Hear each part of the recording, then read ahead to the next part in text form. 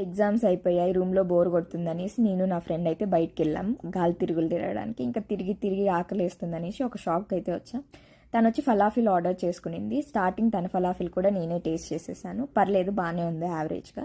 నేనైతే burger order చేసుకున్నాను. నాకు బర్గర్ అంటే చాలా ఇష్టం. ఎంత ఇష్టం అంటే రోజుకు ఒక బర్గర్ ఇచ్చి జీవితాంతం బతికేయమన్నా ఏం ఫుడ్ లేకుండా బర్గర్ తిని మాత్రమే బతికేయగలను.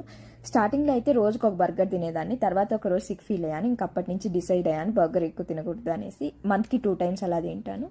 లాస్ట్ టైం నేను బర్గర్ తినింది December 28, దాని తర్వాత ఇప్పుడే తింటున్నాను.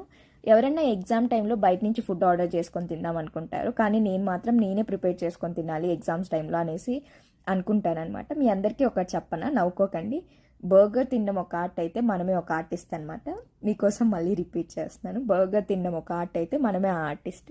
ఎలా చెప్పానో కమెంట్ చేయండి. ఇంకేంటంటే మీరు ఎంతమందికి కోలా అంటే ఇష్టం లేదో చెప్పండి. నాకైతే కోలా అయితే నేను తాగను, అందుకే నేను వచ్చేసి ఫ్యాంటా తీసుకున్నాను. అందరూ అనుకుంటారనమాట ఏంటి అంటే నువ్వు బర్గర్ తింటావా లేదంటే కచ్చప్లో బర్గర్ తింటావా అనేసి. నేనైతే కచ్చప్ ఎక్కువ యూస్ చేస్తాను, మైనీస్ కూడా ఎక్కువ యూస్ చేస్తాను. మీరు ఎంతమంది ఇలా తింటారో కమెంట్ చేయండి. ఇంకా తర్వాత బర్గర్ తినైతే